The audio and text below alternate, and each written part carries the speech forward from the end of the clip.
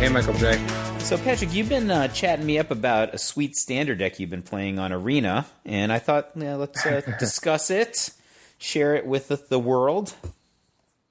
So we kind of alluded to this earlier on some earlier episodes, but playing a mono blue, I guess, what would you call it? Snow blue?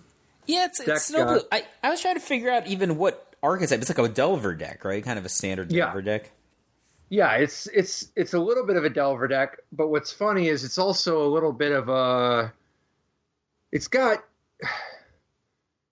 a little bit of some different angles. Maybe it's like a Delver deck, but it's a Delver deck that has dig through time in some ways, you know.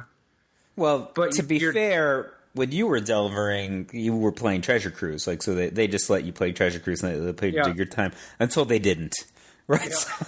So I think maybe the natural inclination is for those decks to have cards like that. So it's got a little bit of a Jushi blue thing going on though, with both Jushi and in some ways kind of a Kaiga. But I think that is generous. Very generous. I appreciate it, but this is not a Jushi blue deck. I guess it kind of is. I guess you're right. Kinda. It kind of is. You gotta squint, but yeah, you've got a much better, worse Jushi apprentice. Yeah. So the creature mix. First of all, off top, you got the 8 1-drops. You got the 2 packages of play sets of Ascendant Spirit, a.k.a. the good one, and Frost Auger, a.k.a. the other one. And then rounding out, your 3 drops, that's where you get your bread, and that's where your bread gets buttered. A play set of Brazen Borrowers and a play set of Cosima. Although it's not always a 3-drop, it's like, this is a deck that you're playing it for 2 half the time. Pants it up. If it's in your opener. If you draw it later, you often are playing it for 3. But like early on, you're playing it as a 2-drop a lot. You got to send that Frost Auger into the red zone, man. And then often what you do is you do a turn 3 cycle your Shark Typhoon, and then immediately use it to crew the Omen Keel. Boom. Other times you just play a 1-drop on turn 3 and you just still have, permission up or a bounce spell or whatever. But like the Omen Keel is just fantastic. So this deck really makes excellent use of both Cosima and the Omen Keel. And usually what you're doing with with Cosima, if you're on the Cosima plan, is very frequently you're like, okay, I got a chance to exile it, I will. And then you hold out as long as you can.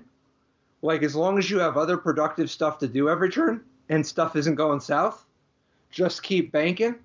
And then when it's time to make your move, for better or worse, like you're in a good position and you want to put the nail in the coffin, or your back is against the wall and you just ran out of options, or you're at the dynamic moment, but when you can't hold out anymore, then you cash it in, you bring Cosima back, and generally it's a 1-trek Cosima deck. Once you bring him back, he's back, and that's it. He's not voyaging anymore godly voyages. No, because very often, like, you're bringing him back and he's a 5/7. Like, play with your 5/7. You know what I mean? But the rest of the creature mix. So at the top, there's the Invaluable. Oh, and by the way, Brazen Borrower is just absolutely fantastic. Obviously, it's an Unreal Magic card, but it's also much needed interaction, and you actually get a lot of mileage out of the Brazen Borrower itself, partly because you can really use the tempo and making some, like, you can get into some spots where suddenly you're playing like a Fairies-esque game. But then also Brazen Borrower is weirdly better at blocking than you might realize. Like, Brazen Borrower, when you're facing Redain or Rankle, or there's just like lots of times where you're like, oh, Rankle. Oh yeah, Rankle. Yeah, dude, block. It just doesn't matter how much toughness you got if they've got a 3/3 flyer, right? And then they don't get to do all their business. You're like, surprise, here's my Brazen Borrower. If it were me, it wouldn't be a surprise. It would just be in the exile zone. I'd just have to hope that they missed it. At a certain point, though, I mean, they can't always just power through. But the top of the curve, which also, by the way, I don't want to underestimate a couple of the virtual creatures, but we'll get to those in a second. The top of the curve, there's the Kraken. Very often. So first of all, this is a deck that's all Snowland, so you can just play it as a 6-drop if you want. You just get an 8/8 that locks down some of the board, and can blink itself, and that's already good. But this is very much a deck that can get into a spot where you're able to, like, for instance, if you wait one turn, when you have 7 mana, you can play it as a 5-drop and just still have Disdainful Stroke up or something, or a bounce spell. So you're talking about the Icebreaker Kraken, right? Yeah. Which has a hefty casting cost of 12. Obviously, it's got affinity for Snowlands. Is that the same as the affinity ability? It kind of is, right? Yeah. So it's got affinity for Snowlands. I was actually going to ask you, like, have you ever cast it for 2? Oh, I've cast it for 0. But yeah, I've cast it for 2. Definitely. So, I mean, but what are you generally casting it for? It sounds like 5. Just like, are you playing a tap-out game here, or are you like... Oh, I played at 6 a lot. Yeah, 6 is a common number, 5 is a common number, 4 happens some. You don't really do it for... What's that? Yeah, so 6 is actually pretty great, right? So it's a casting cost 12, so 6 means you've got 6 lands in play, which is just a classic tap out. I used to tap out for a 5/5 at that one. You're getting an 8/8. This has a pretty good ability. This is pretty... 2 really good abilities. This is pretty Muldriftery. And then the dominating board presence is just real nice. But one of the nice things about when you play it as a one of the reasons why 8 is such a great inflection point, where you play it for 4 and you just still have 4 open. Not only can you do a lot of business with your 4, but if they try to kill your Kraken, you can bounce it, and then then you go from 8 to 5 land. But on the next turn, you're going to be able to play a land. You'll have 6, and you can just replay it and lock them down again. So, like, 8 is a real important inflection point, and one of the reasons why you end up just playing it as a 4-drop on turn 8, a reasonable amount of the time. Because the implied threat makes it so that you can, like, it's not even Kaiga, really, it's Yosai.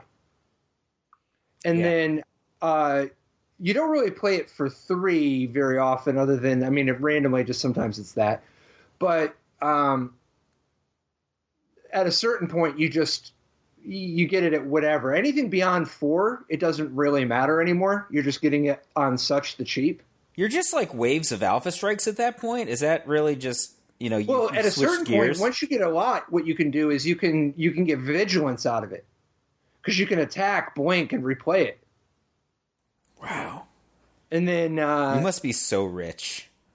Like so rich in Snowlands. Yeah, sometimes you just get really get going, and then it doesn't really come up, but very often. But there's the implied threat of being able to blink your Faceless Havens, which actually dovetails into the other feature. That's some serious Mike Lacanto stuff there, right? Like you won Pro Tour 1, blinking his Mistress Factories, and it's not a very big part of the plan because most of the time they have bigger problems than the Haven, like namely your Kraken. You give an 8/8 creature that you paid next to no mana for, sure. But it has come up in spots in particular where I need to have multiple blockers, and I'm like, I play the Faceless Haven, and then they kill it, and I can, the biggest thing is just, if you end up in a spot where you're not going to be able to get through, where you're going to have to blink the Kraken anyway, you can sometimes draw out an extra spell, because that's part of the problem why it never really matters that much, other than the implied threat, is that the tempo change of the Kraken is so big that it only is really profitable to do this if you were planning on blinking the Kraken anyway. So, So I know what archetype this is, right? So it's not really that Delverish because your high end is so high Well, sort of. Like, you just play it for 4 or less. Yeah, but I mean, like on turn 8. Delver was like, I mean, if you think that the Delver of Secrets, the Insectile Aberration is an honest magic card, just start there, right? If it is, that they're just playing honest magic cards, right? They're not doing anything too crazy.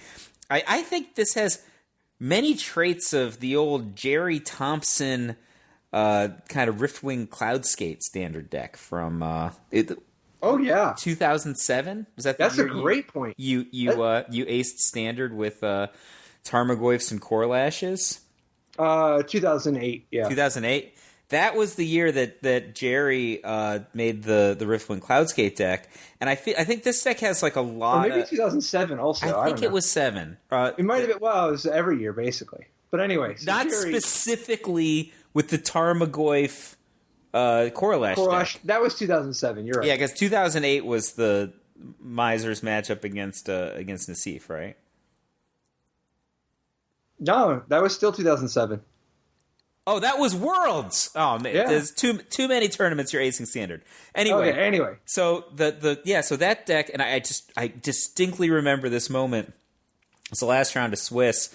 I'm walking by, and I think it's Josh Ravitz playing against Jerry, and Jerry has the Retachroma in play, and Josh is just giving me like the dagger looks, and Jerry looks up at me and laughs because I had been playing Jerry's deck in the U.S. Open the previous day, but we had added the Retachroma that he didn't have, and that he had it against Josh because you didn't cast it, you just blinked it, right? But this Icebreaker Kraken is your Retachroma, Patrick.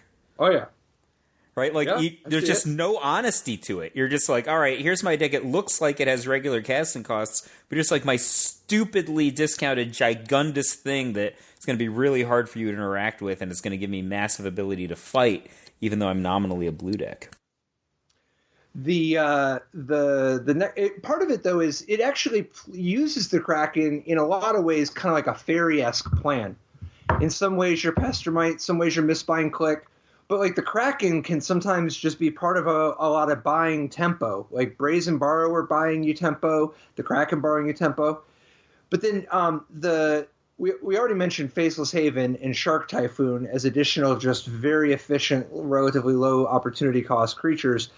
But the spell mix is it's kind of divided into mostly 2 camps, which is the library manipulation and the permission.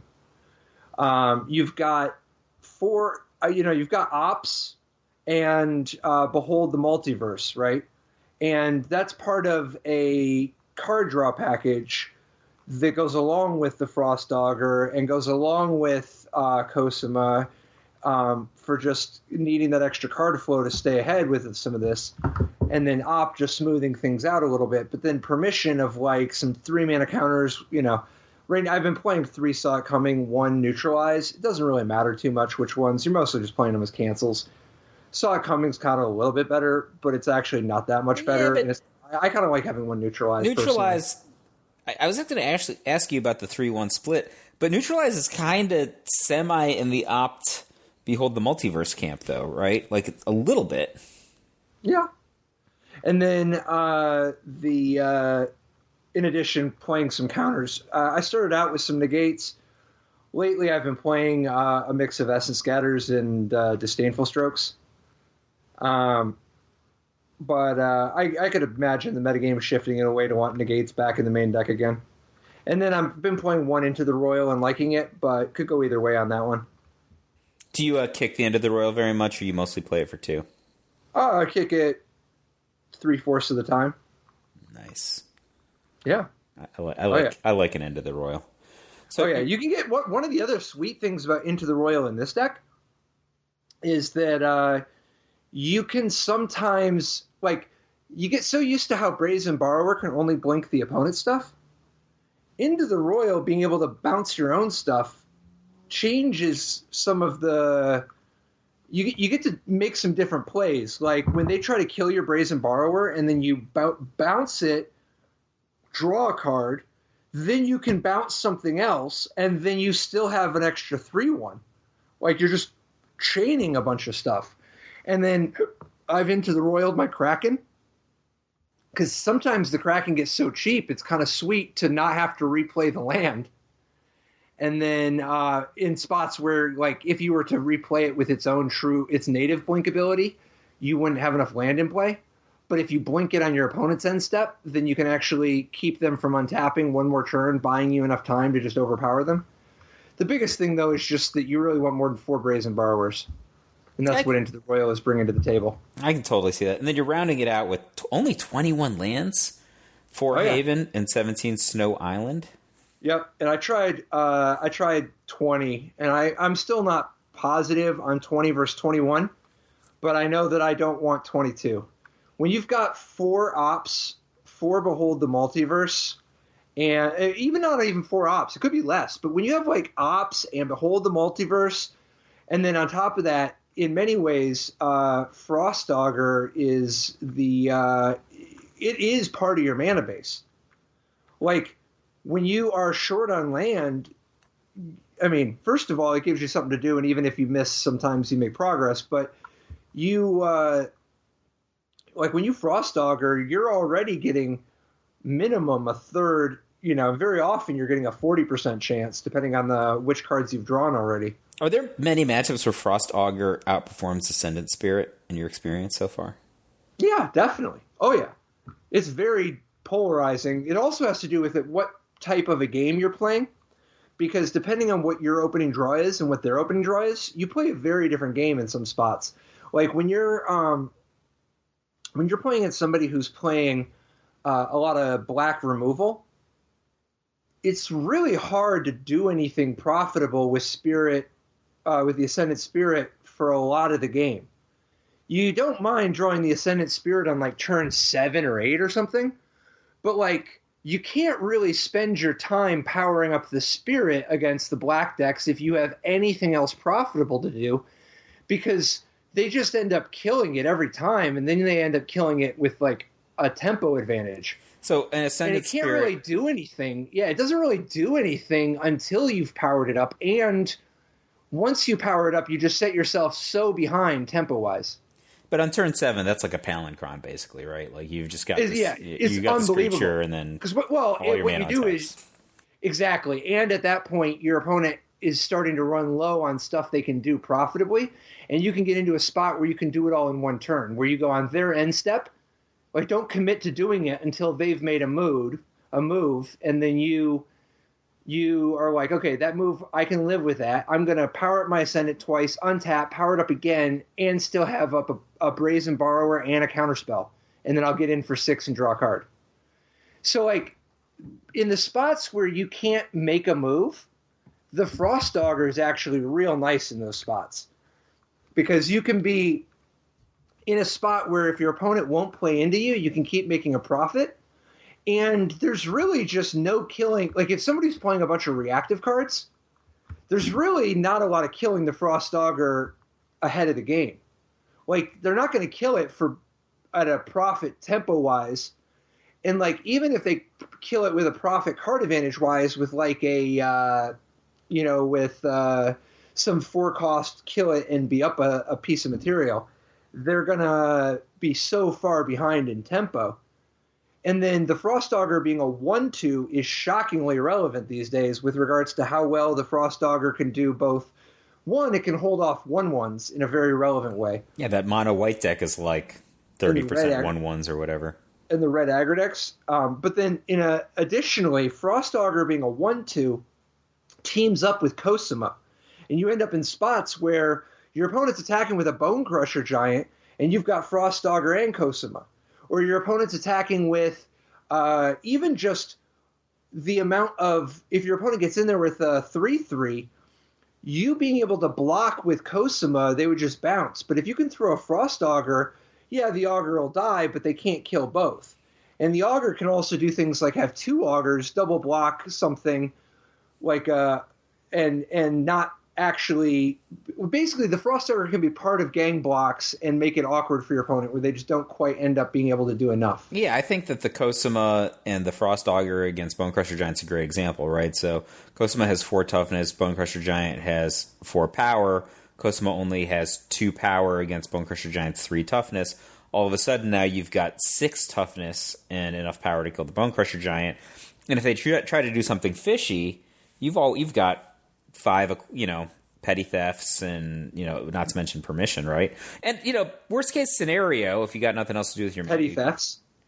Oh yes, for Brazen Borrower. Right? Yeah, Brazen Borrower / Into the Royal. Into the Royal. So you can kind of mess them up that way, and then all other things held equal, if you're just going to lose somebody, you can just tap the Auger on the way out, right? Oh yeah, you do that a lot, and that actually brings up a great point. One of the things you do in this deck a surprising amount is chump block with the Auger. Maybe you draw a card on the way out, maybe you don't. But you can just chump block with your Ascendant Spirit or your Frost Auger sometime. Oh, actually, and that's another one, by the way. The Frost Auger teams up with the Ascendant Spirit. So, you have the 2/3 Ascendant Spirit and the 1/2 Frost Auger, and the 2 of them will fight a Bone Crusher Giant. And the Bone Crusher can only take down one of them, I like that. And but the chump blocking takes on a lot of value in this deck because sometimes you just get these big Brain Geyser bursts from Cosima, and other times you're just riding the Omen Keel to victory, where you're getting a bunch of advantage from the Omen Keel, and then you're up enough cards so you can just throw stuff away for tempo. Particularly since frequently you end up in a spot where if your opponent's creatures are tapped, they're as good as dead. They're never going to untap. Right, but you if you're in a standoff, the Kraken doesn't get you as much profit because it doesn't tap everything down. It can only keep stuff locked down that's already tapped. So the advantage of getting your opponent to have to overextend, and then you hit them with the Kraken, it goes a long way. Because frequently you can get them in a spot where now you're like, oh, they're overextended, and then you can hit them with the Kraken and a couple Faceless Havens, and suddenly they're dead real fast. So, the sideboard mostly, I've been playing about 2/3 as much best to 1 versus best 2 out of 3, but the sideboard has been continuing to evolve, playing more permission, mystical disputes, which have been surprisingly a little underperforming. And then negate's been great. Definitely maxing up to 4 disdainful strokes is awesome. Sometimes I play Essence Scatter. Sometimes I experimented with some of the bind the monster type stuff. But it hasn't really mattered the way that I would have wanted. I've gotten more mileage out of playing the creatures, like the Blue Devotion 1/3, the Therendi, 1/3 flash that shrinks something's power, and then the 1 mana 1/2 flash that shrinks something's power. The Brine Barrow Intruder. So yeah. The Brine Barrow Intruder and the Threnody Singer, man, both of them make Fairy Duelist look kind of bad, right? And Fairy Duelist was a playable card a year ago. Ish, but yeah. But yeah, they're pretty sweet. The tempo is so much appreciated. And then you actually can get into some nice combat spots, and you got a lot of big butts, so the extra shrinking of their power goes a long way. This must be absolute brutalitrops against mono red. But you do kind of need the help there, because sometimes you can just get run over by the aggro decks. It's not like you want to beat the aggro decks with cancels and Krakens and draw twos and stuff. Is it just all in the battlefield, live long enough to hit the Kraken, hope an 8/8's good enough, go? No, there's the other... The Cosima or the Omen Keel can go a long way. Because sometimes you can get into spots where you actually are just racing back. Particularly against white, but where you're hitting them with the Omen Keel, and they just can't even fight it. And then you just throw whatever down, and the Omen Keel's getting you an extra card a turn. And on the flip side, if you have Cosima, sometimes you can just buy yourself some time, stall, and then get a nice little draw 3 off of Cosima, plus have a 5/7 on the battlefield. And you can just lock up the board sometimes with big dumb idiots, like a 2/4 sometimes is just a hard body, Yeah, I just think in a deck with 5 bounce spells, just a 2/4 just goes so far, they're if they're going to try to bust through with some kind of a giant growth or some kind of a, all right, my guy's going to die or my guy's going to bounce, then I'm going to finish it off with a burn spell. Like any kind of bounce in those situations is very valuable. And besides which, you can just let their bigger guy in and like eat up their smaller guys. That's a thing you can do. Yeah. So one of the areas I've been having the most success with it against is the big, like, binding the old gods decks of every sort. Sultai, Teamer, 4 or 5 colors, Snow or not, Doomscar or not, whatever. All those big decks. Like ultimatum decks, like whether they're emergent whatever kind of ultimatums or you can just tempo them ultimatums. out. Yeah, they have real trouble sometimes with your 1-drops, and then you getting ahead of them with a permission spell, you know? Yeah, I would have imagined that, like, one of the reasons that you go in this direction is that you just absolutely brutalize any kind of a ramp deck. Like, you could just let them do... That's the reason why I actually downplayed some of the, like, main deck negate and stuff, is that I was beating them too much and wanted to put a little bit more interaction for the creature decks, because enough people play mono red and mono white that, you know, I want to be able to fight against those people. Because the big spell decks are like 75% air, right? Or like air that gets more air. You know, they got to beat you the last 25%, which means that they might only draw 1 or 2 money cards the entire game, and if you just have one permission spell, they usually get more than that, but you can still outrace them. When I say the entire game, I mean you've deployed an 8/8 and they get swing or whatever. But part of it is the reason I take pause there is one of the keys to beating the ramp deck is not making your move as fast as you can. You actually give them a little bit more time, and it's just worth it. Because in particular, you can end up in spots where, as long as you're progressing the game, whether you're activating the Frost Auger or you continue to draw extra cards, you know, you're looking at more material with Ops and Glimpse Glimpse the Multiverse, and as long as you're building your position, you don't actually have to go for it. And very frequently, the sooner you go for it, the worse it is, like the more that they can one-up you. Because a lot of their cards get better if you have a battlefield. Like, if you have your stuff already committed, they can kind of get more mileage out of playing stuff after you. Whereas if they have to just play their cards while you don't have much of a battlefield, or your battlefield's mostly 1-drops. And in particular, the dream is if you can ever get Cosima exiled. Because in particular, if you're on the play so that you can do it before Cosima gets binding the old gods. But, like, if you can get Cosima exiled, you can just hang out forever and then eventually get a draw 5 or whatever, and they're dead. But remember, the longer you wait, the more your Kraken approaches costing 0. So, like, you very frequently end up in a spot where you have to just not, like, you really want to keep a counterspell for the end. And so you have to decide, you can't, lots of the time, you got to just let them play the Binding the Old Gods and hit something. And you just got to suck it up, because all they're killing is a spirit or a Brazen Borrower or something. You got to pick your battles. They play the 6/6 Phyrexian Vorinclex. You got to be okay with it a lot of the time and just be like, okay, they wasted their turn because I'm just going to bounce spell, and then I'll just do something else. You can keep it locked down, right? That's one of the main things you can. You got to be careful, though. If they ever play an Ugin, when you got Vorinclex, that's all your stuff. No, they just draw 7 and gain. Like, they just play everything. Like, they ultimate Ugin immediately. Oh, okay.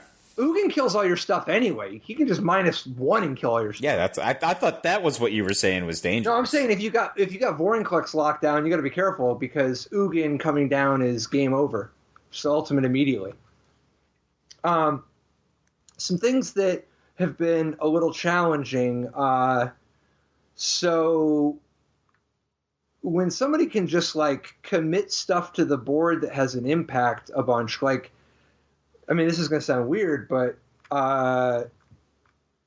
Tergrid, God of Fright, was actually both sides. Both Tergrid himself on the front side, and then on the back side, getting to actually just play the lantern. But because like the lantern is really good if you're both just hanging out. And then Turgid himself,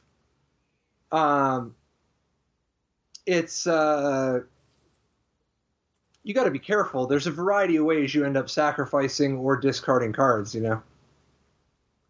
Whether it's hand size or the Fabled Passage you stole or a legend rule or obviously your opponent using any kind of discard spell or sacrifice effect. But also just when they have Turgid and then they use a lantern. That is weird. I would never have expected that was on your list of potential problems. But the real key is just creatures with an ability, that aren't super expensive. I mean, he's kind of getting up there, but it's anything else, too. It could be the Elvish War Master. I mean, you can stroke him either side, right? Like Righteous Valkyrie, that's another one. A few people have played Righteous Valkyrie against me, and it can be a little bit of a challenge. So, particularly, I played against this super, super sweet deck that was like Elvish War Master, Righteous Valkyrie, the Cleric who cares about Cleric and gains life, the life bond, the Orzhov Cleric guy. But so he's got Cleric synergies, Elf synergies, Berserker synergies, Valkyrie or Angel synergies. Was he party? And then he was also playing. No, but he was also playing. Or they were also playing the artifact that makes them all changelings. Okay. The Maskwood Nexus. And then once you get the Maskwood Nexus going, woo boy, all of it just like flows together. So I was thinking maybe a less exotic version of that same thing, where you're talking about creatures that just have some sort of built-in value that isn't just based on its power and toughness and its ability to bash you and its semi-cost effectiveness. I was just wondering, how are your adventures matchups? It seems to me like my initial thought was they're going to grind you out, but then when I was thinking about how you were playing with Cosima, you're going to grind them out. Yeah, it's a little bit tight, but it really also depends because their deck kind of sucks if they don't draw the Innkeeper. I mean, their guys are all still 2-for-1s. Not really. They're bottlenecked. They just have a bunch of cards in their hands sometimes, and they can't have everything flowing out. They have real trouble dealing with Cosima before he's exiled. And then when he's exiled, you can just hang out and go way over the top. To be fair, What if they do have the Innkeeper? Your responses to the Innkeeper are what, bouncing it and then countering it back down? You race. No, you don't try to bounce the Innkeeper. It just doesn't. It's just not practical. You just got to try to beat him with Brazen Borrowers and the Kraken and try to go fast. Okay. It's kind of nice if they don't draw the Innkeeper, but it's just so hard to try to beat it that way. If you try to spend your whole turn, you spend 2 mana bouncing it and 2 mana Essence Scattering it. Holy cow, did they do a lot of stuff that affects the board. Sometimes you can do that. I counter it if I can. It's just hard to, once it's down, spend all the time bouncing it. And then I've sometimes been in spots where once they have a couple Innkeepers, it's in this case, I'm just going to bounce the Lovestruck Beast. You already got 6 cards. I got stuff to do. I got to just not fall further behind on board, and I got to just beat you in the air. So if they're the white version, though, trying to beat them in the air actually just turns on their Giant Killer, right? Is that, part of the problem? Nah, I don't know. Also, the white version just doesn't seem that good, but I don't know. I haven't faced the white version as much, maybe, but Immerstern Predator is another one that was a little bit of a challenge. That guy's kind of annoying. He's pretty good. The fact that he's up in the air, I end up in these spots where I'm just chump blocking the Predator every turn. I'm I'll make my Spirit a 4/4 so that it can chump the Predator another turn. I mean, you can make them run out somewhere else. Well, and the Kraken gets to lock it down because even if their guy is indestructible, it is tapped. So that's kind of at least the silver lining there. Yeah, I love that aspect of your deck that you just go so tall on the other end. So are the aggro decks like kind of real tempo based matchups? Like if you've got tempo, you're going to beat. I guess you're good at slowing them down though. Like you've got these 1/2s and 2/4s that can keep them from killing you, and then your cards are just way more powerful than theirs. Going, as long as you can answer the one Embercleave or Torbrand they draw or whatever the equivalent in the white deck is, then your cards are just a little bit better, right? The way I lose most often is just getting behind on. Well, if they win the die roll, it's just so much harder a matchup. But second of all, just getting behind on tempo. Like the red deck, sometimes you end up in these spots where they're just like they just play a 1-drop and then 2 more 1-drops or something. And if my hand is like counter spells and card draw, I can just get run over. Yep. But if your draw includes like a 1/2, they might not attack you. Well, yeah, that's part of the reason why I'm using my sideboard spots that way right now, Yeah, that's actually, I mean, that's a way to go, right? And it's obviously I don't know if it's better. Strategic way to go. I was actually wondering about 2 different kind of classes of cards that I didn't see playing, right? Because you do have the ability to heavy up on permission with negates and so forth. But like one thing was like you have a lot of ways to generate card advantage, like with the Frost Auger or with Cosima, but you don't have any like non-creature ways to do it. Like I was, yeah, you do. You have the Glimmer, or the multiverse. I meant like kind of a recurring way to do it, not like a one-shot way. Like, did you ever consider doing something like a Maze Mind Tome? That's interesting. Because I usually spend my mana pretty efficiently, but I would try it. It's worth sideboard. I had experiment with that in the sideboard. It's kind of interesting. Because I was thinking maybe even main deck. I don't know. I'll try it. If you were playing against like a blue-white deck, for example, right? Like the creature-based stuff is less effective against them, especially if they're going to invest in like whack stuff, like caskets or something that they can not too bad. Like it's not so mana effective to deal with a Frost Auger that way, but it's way better for them than letting you have it, right? And so, I don't know, that was just one thought. That's really interesting. One of the things I like about the Maze Mind Tome idea is that Maze Mind Tome is actually quietly quite effective with the Frost Auger. Oh, wow, yeah.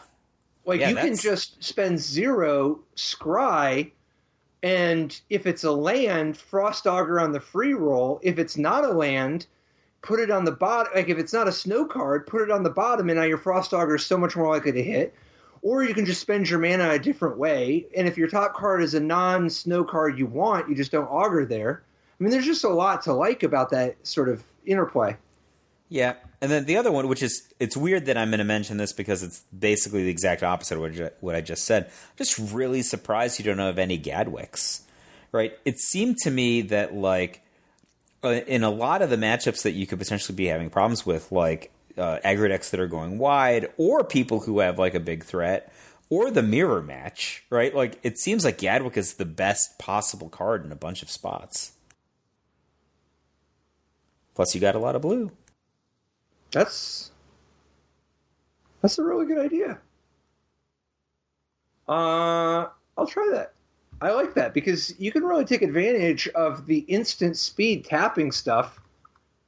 I'm into it. That sounds awesome. I was thinking. See, before this, I was thinking, man, maybe I should give Graven Lore a try. But Gadwick and Maze Mind Tome are sounding very attractive. Those are really good ideas. Because when you were talking about like the Mystical Dispute, and that was like kind of underperforming, and I could totally see it underperforming because a lot of the blue decks are decks that otherwise have ramp cards, or that you're not going to catch their blue card very well. Like you're like, all right, if you're gonna Mystical Dispute them, it's going to be like Mystical Disputing a white card or something. Well, so, one of the things that happens is people foretell stuff. Oh, yeah. And then when they play the card, they get to play it with plenty of mana open. Yeah, all bets are off then, right? So, look, it's going to underperform there, except in the mirror match. So, like, I was just like... I haven't played the mirror match a lot. I mean, I played it a couple times, but not a ton. So, yeah, but clearly, Mystical Dispute... Well, maybe not clearly, but it seemed to me from your description and, my knowledge of the standard metagame, that would be where Mystical Dispute would shine the best, right? It would be against another deck that is relatively low land, even if it has a high ability to draw lands, but it's tapping its mana a lot, right? But I was just like, I feel like Gadwick would be better than Mystical Dispute in the same spot. Because, like, it just trumps whatever. If you resolve it, fantastic. It's hard for them to deal with. You don't want to bounce Gadwick. That's often pretty dangerous. And if it's on the battlefield, it'd be really hard for them to kill you. Also, if Gadwick tapping things down is so appealing with the Icebreaker Kraken. With the Kraken. Oh, man, that's awesome. Yeah, that sounds really attractive, man. That sounds awesome. I'm super into it. I am so into that. I don't know how many wildcards I have lying awesome. around. I'm going to make this deck like right after we get off this recording. So I had tried sideboarding Alrund, God of the Cosmos, as kind of a little bit of a hedge, where it's like it's another sort of Therandy, a big threat, but it just doesn't matter as much. Like, it doesn't have the same flash flexibility, and a 2/3 just doesn't give you that much compared to a 1/3. But and the card draw aspect just doesn't matter that much. Like, when you play Alrund as the 5-drop in those matchups, it just doesn't. It could be anything. But the Gatwick, just, man, I really want to make room for 2 of those in the main deck and try that out. That sounds so sweet. That's a good upgrade. It might not be right for the main deck, but I at least want to try it. The synergy with the Kraken is so attractive. But you used to main deck Jace Mirror Mage, right? I tried Jace Mirror Mage, and it was okay. It depends on the metagame. The problem I found with Jace Mirror Mage is that he made me win my good matchups even more. And he was, like, horrible in all the matchups I needed help in. And so just shaved that for more consistency in other places, you know. Pick up an Into the Royal, play a couple more ops, play an extra counter spell. You know, play an extra Kraken, so I just draw it earlier. But I think I'd go down to 2 Krakens with the Gatwick plan. Like, I think I would try just 2 Krakens again, because I go back and forth between 2 and 3. I think I would try 2 Krakens if I had Gatwick in the main deck, at least 1 or 2 Gatwicks. Another one that I have thought about but never really end up doing is any amount of the, like, Icebind Pillar. It seems too bad to me. It's kind of cool thinking about, it's another snow card and it can help affect the board and works with the Kraken. But it always seems to me like either aggro is too fast and you can't make this kind of a play where you both are tying up this card and a mana every turn, or the decks that go big, it's just horrible. It just is a liability. Permanents suck because they just die to Binding the Old Gods. If there were like a blue-white snow control deck, I think that Icebind Pillar might be where it's at. But I think like for a mono blue one, I tried the Icebind Pillar as one of briefly, but then people just kept destroying it with their adventures decks. Oh, yeah, it's weird, right? Like, people just have all these ability to destroy non-creature permanents now. They might as well just unban Lucky Clover.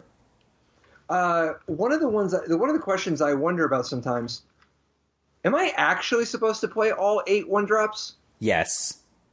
Because I do sideboard some out sometimes, but, like, they seem pretty great when they're good, but they do have fail states, and they have real diminishing returns. Like, very frequently, you can't really play the second one nearly as effectively, or at least the second one of the same type. So I think that you should play all 8 for a bunch of reasons. One, they give you flexibility on how you play, regardless of which one you draw. Especially if you're on the play, you can just use your mana on the first turn, and then you just have a different game plan, right? Like, dude, it is unreal sometimes. You really just sometimes go on the play. You play an Ascendant Spirit on turn 1. If your opponent plays one of the triomes that suggests they're a ramp deck, it's on.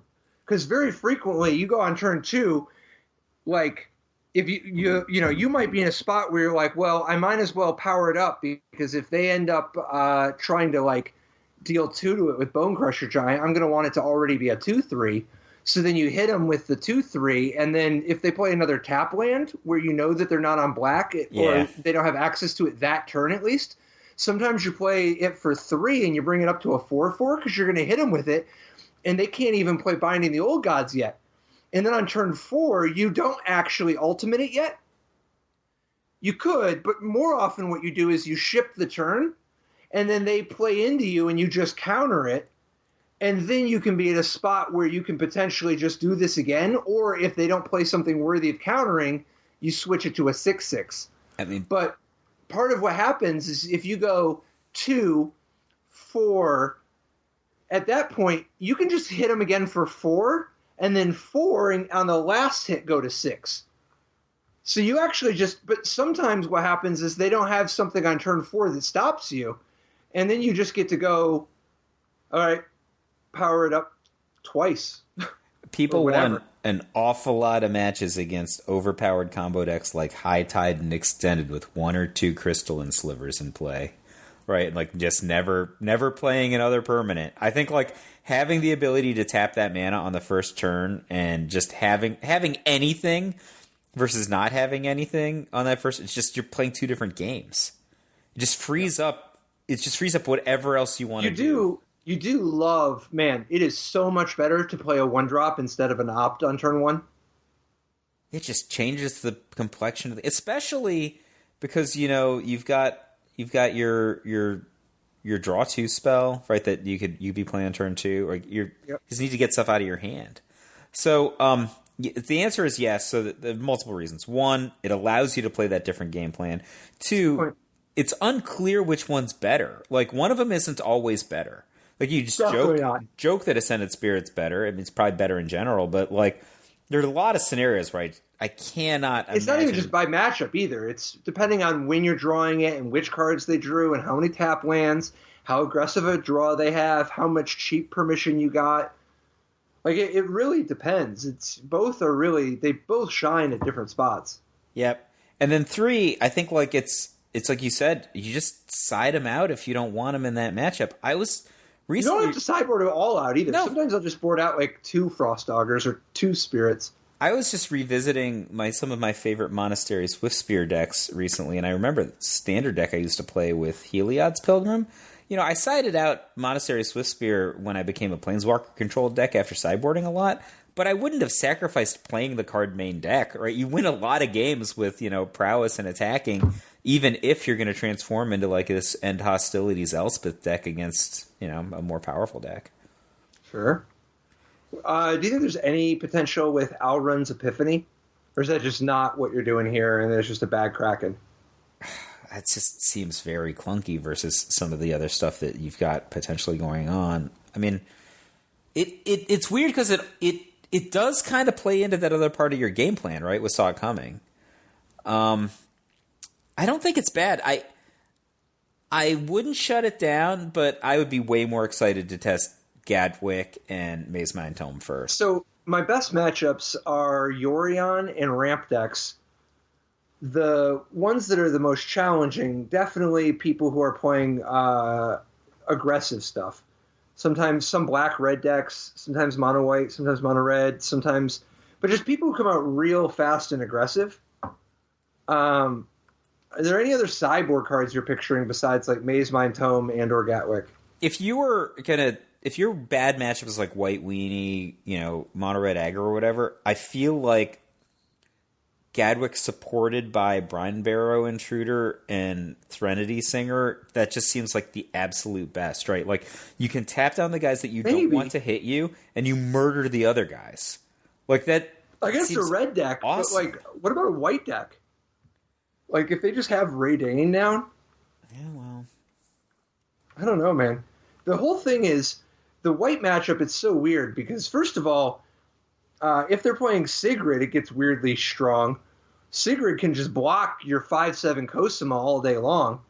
But second of all, the exile part can be, like, surprisingly effective.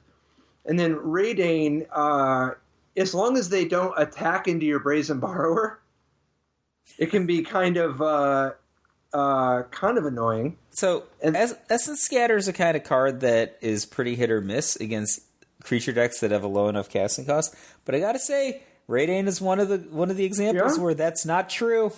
You just get them. And then Righteous Valkyrie, that guy, because you can't. It's hard to put pressure on their life total sometimes. Yeah.